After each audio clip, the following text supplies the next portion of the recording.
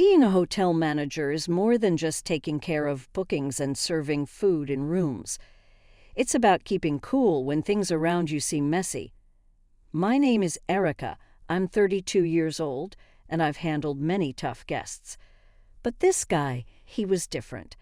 He came in wearing a suit that likely cost more than what I earn in a month and kept playing with his fancy phone. At first look, he appeared to be just another rich guest. Next, there was a complaint. He marched to the lobby, really angry, saying his room wasn't cleaned right, something about the towels. He seemed like he would get really angry at anyone who got in his way. That's when I got involved.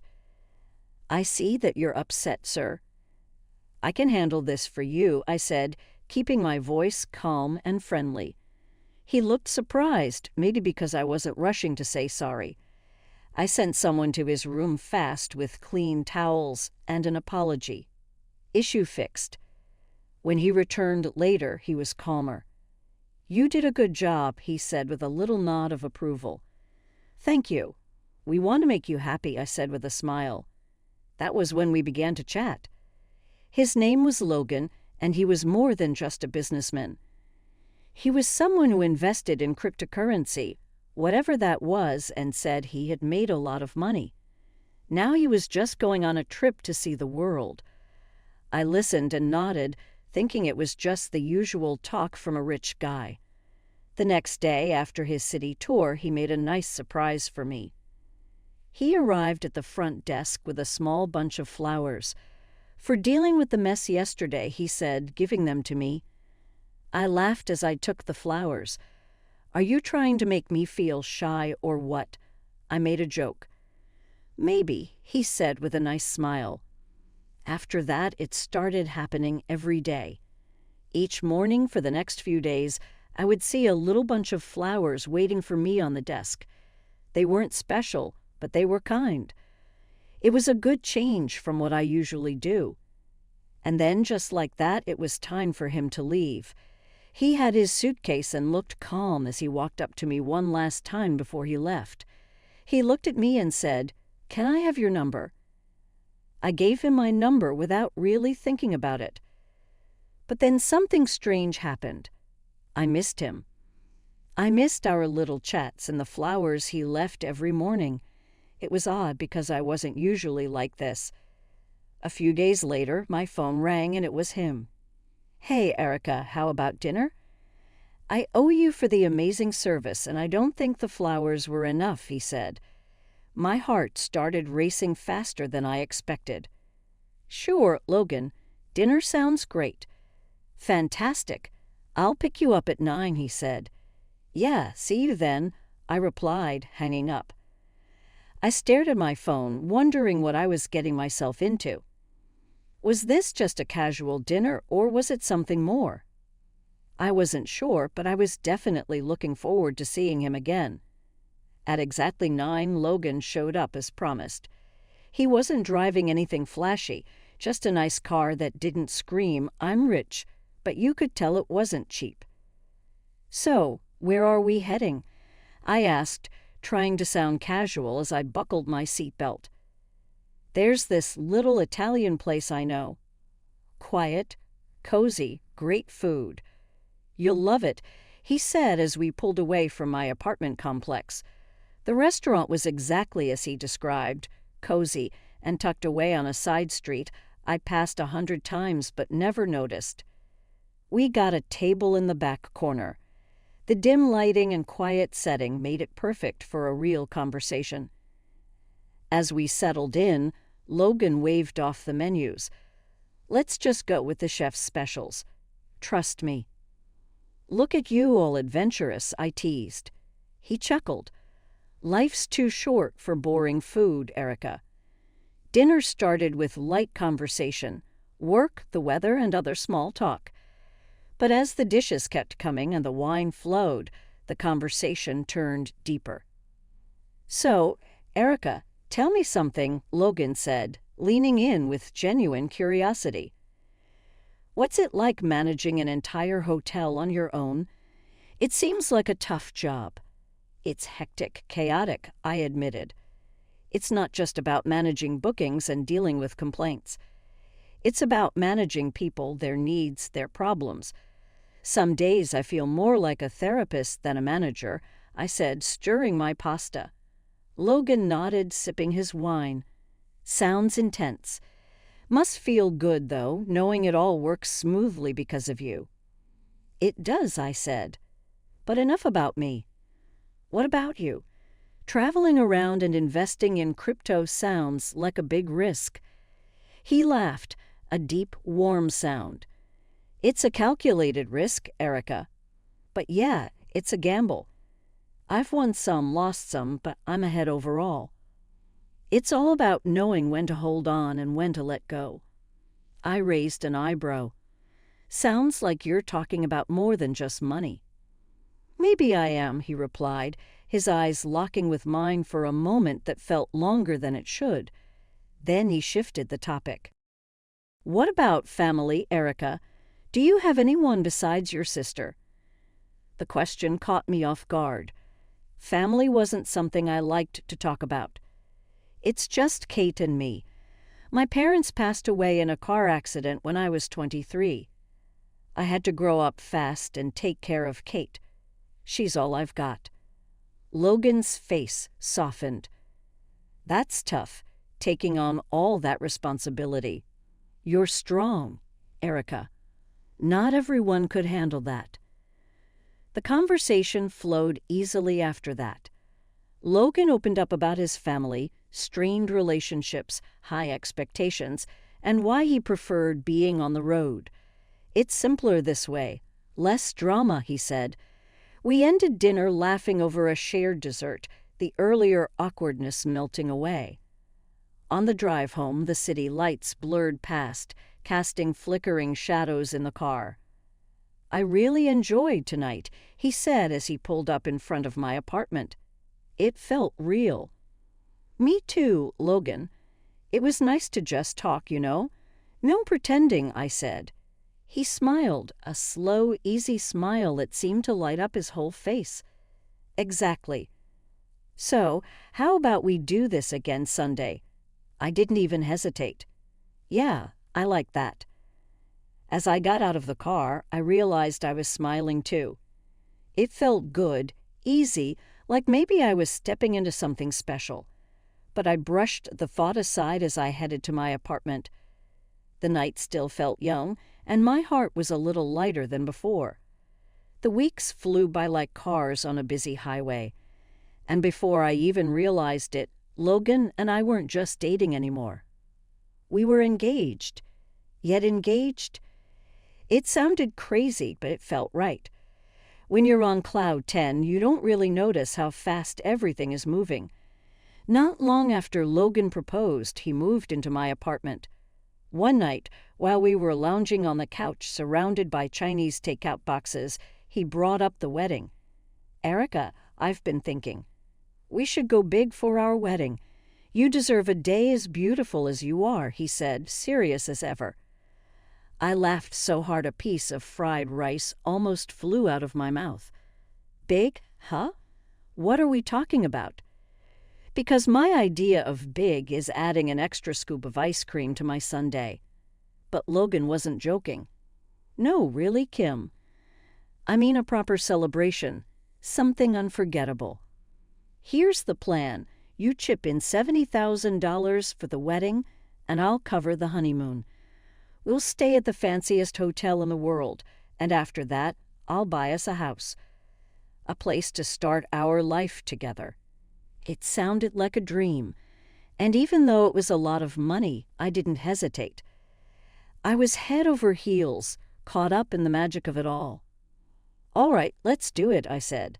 Just like that, I agreed to drain my savings for one spectacular day. Planning started quickly. I handed over my savings, and Logan took charge of everything. He was all about making it extravagant. It's going to be perfect, Erica. Just you wait, he promised. One afternoon, I introduced Logan to my sister, Kate. We met her at the local diner where she worked. Logan turned on his charm right away. "So this is the famous sister I've heard so much about," he said, flashing his $1,000,000 smile. "Well, you're just as beautiful as Erica." Kate blushed and fussed with her apron. "Thanks. Erica's told me a lot about you, too." "All good things, of course." I watched them, feeling a strange mix of pride and something else. Nervousness? Jealousy? I couldn't quite figure it out. Kate and I were close, really close, but watching her laugh at Logan's jokes a little too much tied my stomach in knots. "Hey, I'll grab us some coffees."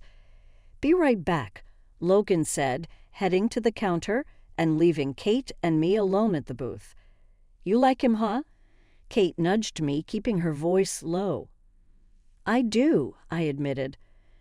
"It's all happening so fast, but it feels right," I admitted, trying to convince myself as much as I was trying to convince her.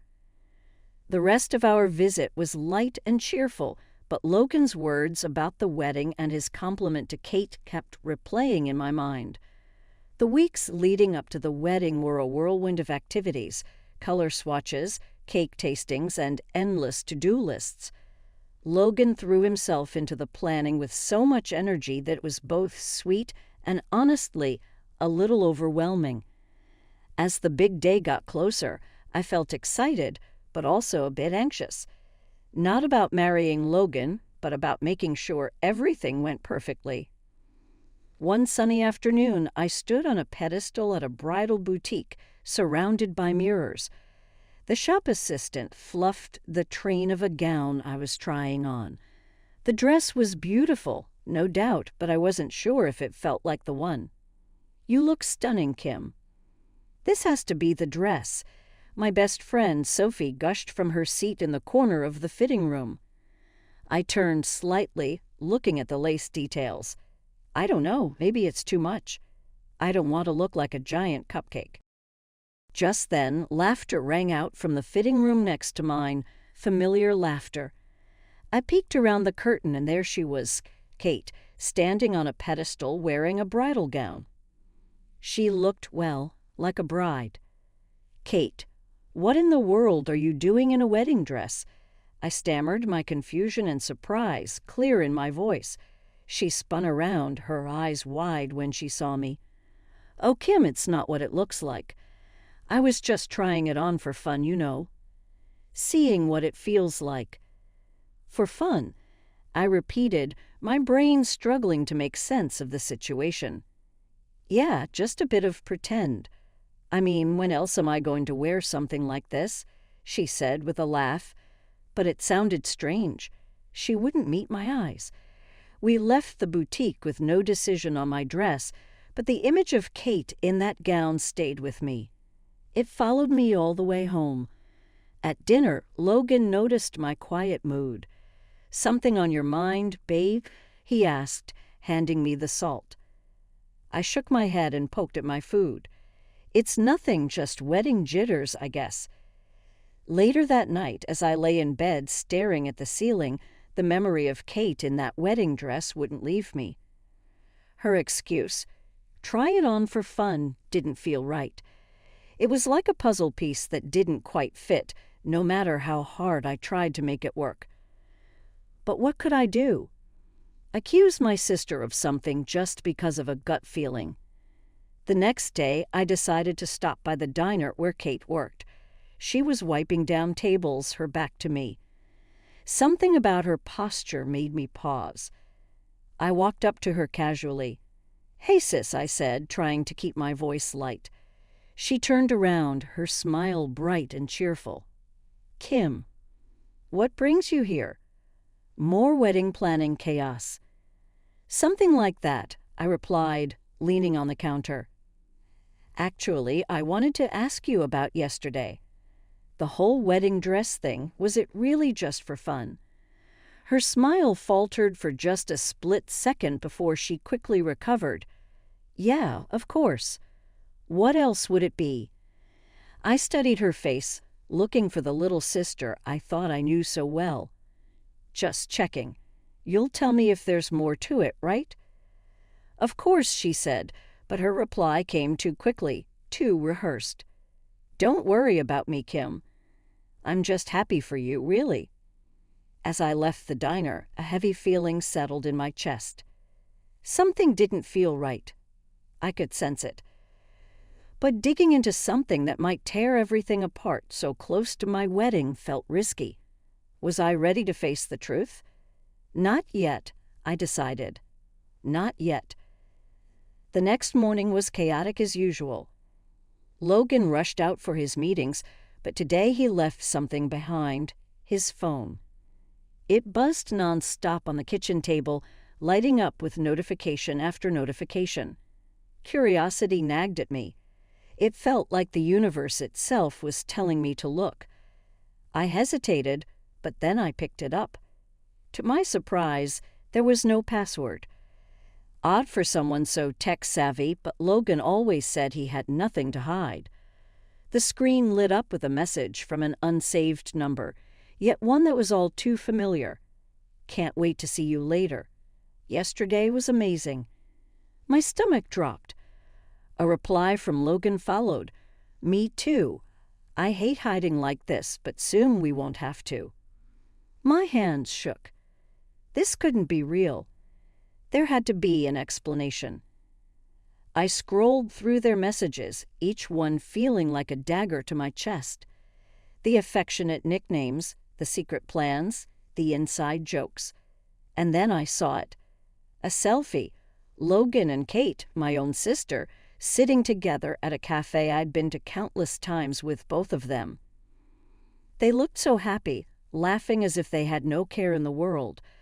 I kept scrolling, my heart pounding. And that's when I saw the truth. Kate was pregnant with Logan's child. They were plotting to kick me out of my own wedding. She was going to take my place at the altar. Their words were like poison.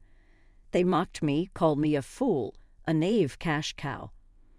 They laughed about how they used my money to fund their wedding. Betrayal twisted in my gut like a knife. After everything I had done for them, this is how they repaid me. My heart sank as the weight of their deception crashed down on me. After everything I'd done for Kate since our parents passed away, this was how she repaid me. Anger boiled inside me, but I forced it down, letting cold calculation take over. Revenge sparked in my mind, sharp and clear. But I knew I had to stay calm and in control. I wiped my tears, took a deep breath, and studied myself. When Logan walked back into the apartment an hour later, I was ready, phone in hand, a smile fixed on my face. I played my part. "Oh, you forgot this," I said, holding out his phone like it was just another normal morning.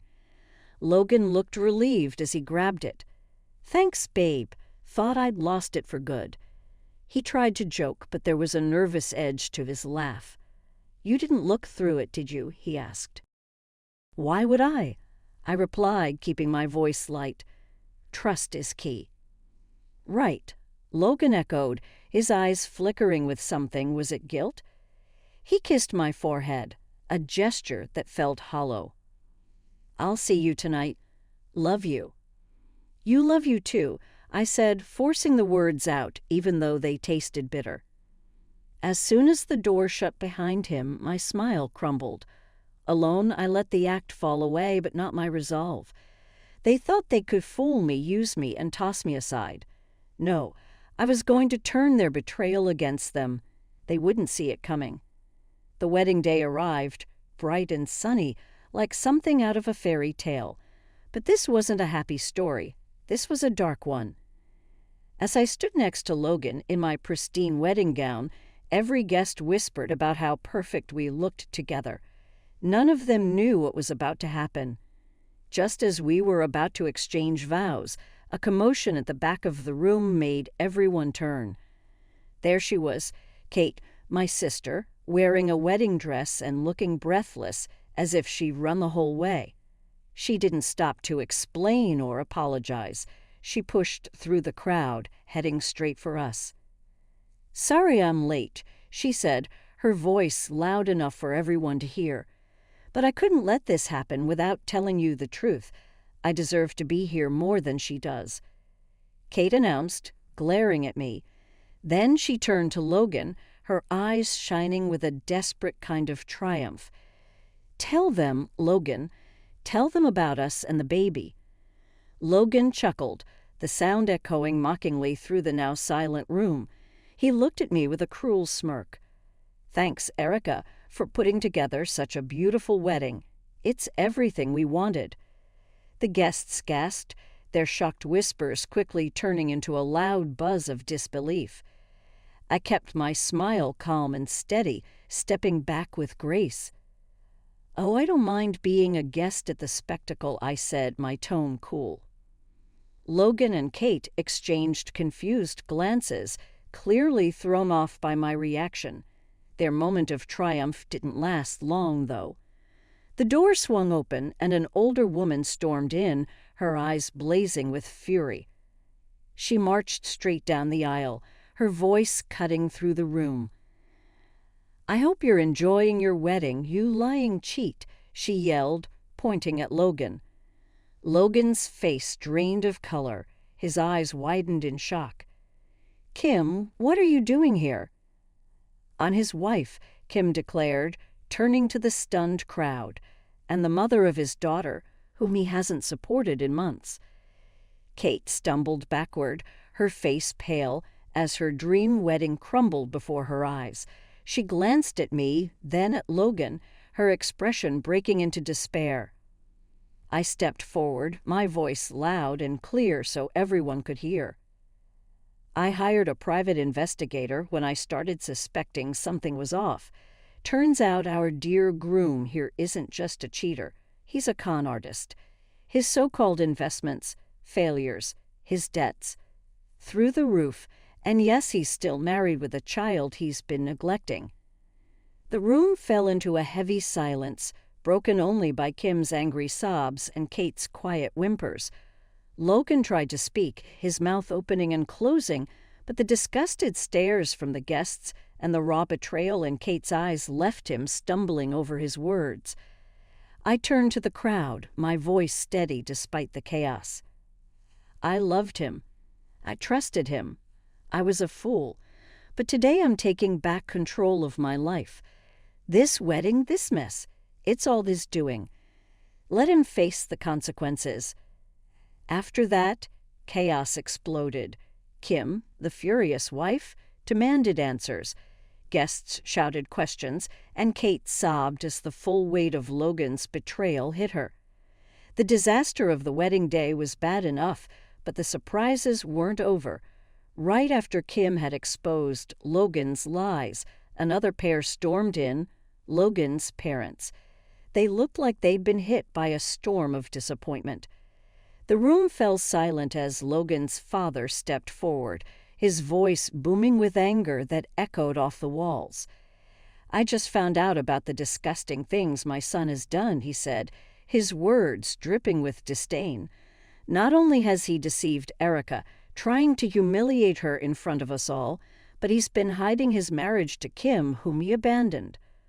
Logan tried to speak, his voice barely above a whisper. "Dad, Enough," his father interrupted. "You shamed us more than we could have ever imagined." "Your mom and I can't believe the son we raised could do something like this," his dad said. "We feel embarrassed by you, Logan. From today, you are not part of this family or our will anymore. You have revealed who you really are, and we want to stay away from your dishonesty." The room was filled with quiet talk as the guests tried to understand what went wrong. At the same time, Logan stood still, looking pale and small because of everything happening around him. He lost his charm, and now we see the truth of what he did.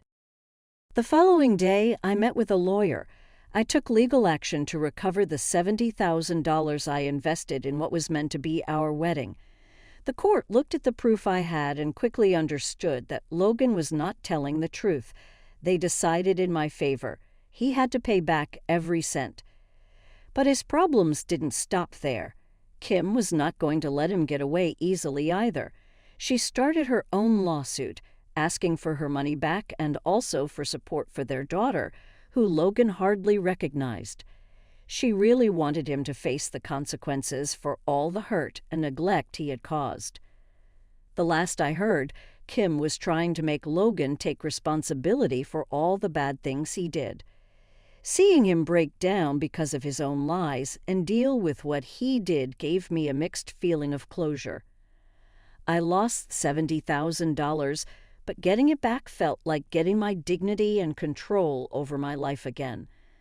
After the confusion of what was meant to be my wedding day, my life became calm and normal much quicker than I thought it would. Logan, my ex-fiancé, left town right after the bad ceremony and the legal issues, leaving behind broken promises and my very pregnant, very lonely sister, Kate. Weeks went by and I focused on my hobbies and spent time with friends like Sophie. Little by little, I discovered a feeling of calm that I hadn't felt during my busy engagement to Logan. Pottery classes, long evening walks, and Sunday nights out helped me feel better and made my life more complete. On a cold afternoon, while drawing the empty trees under a winter sky at the park, my phone buzzed. It was Kate. She tried to contact me a few times since everything happened, but I wasn't ready to talk. This time was not very different, but I answered anyway, more because it was a habit than because I wanted to. "Erica, can we chat?"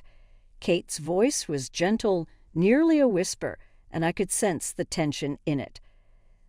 "I'm listening," I said, trying to sound calm as I held my sketch pad tightly. "I understand I made a mistake. Way more than messed up. I'm really sorry, and I mean it. I'm really sorry, Erica. And I need help," she said, her voice shaking with feeling. "You're not the first person to experience this, and you won't be the last," I said, surprised by how cold my voice sounded. "You will understand it, Kate. You need to." There was a long silence, full of feelings and things that might never get better. "I get it if that's how you feel," she said softly. "I wish you could forgive me someday." When I took my sketch pad and looked at the clear shapes of the winter trees, I understood that moving on was not only about keeping myself busy. It was also about dealing with the tough facts of betrayal and finding a way to trust myself again. Life went on. Coffee dates with Sophie turned into a time to chat about everything except Logan and Kate. Pottery classes helped me make new things with my hands, signs of new starts. Calm nights at home gave me peace and helped me feel more connected to myself. I built a new life for myself, free from the lies of people I used to trust.